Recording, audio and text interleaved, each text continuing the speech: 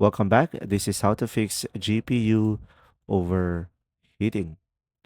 So first is make sure your PC case has good ventilation and remove dust from intake and exhaust fans with compressed air.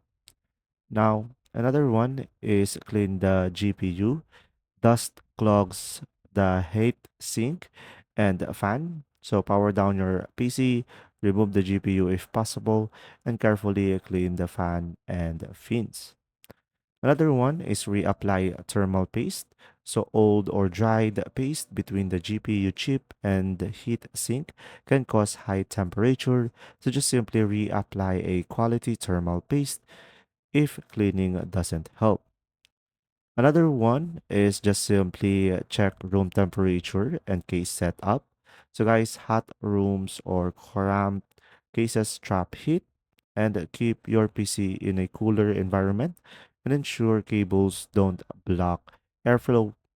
Now, if the overheating continues, your GPU may have failing fans or VRAM issues. So just simply call for a professional help and replacement if needed.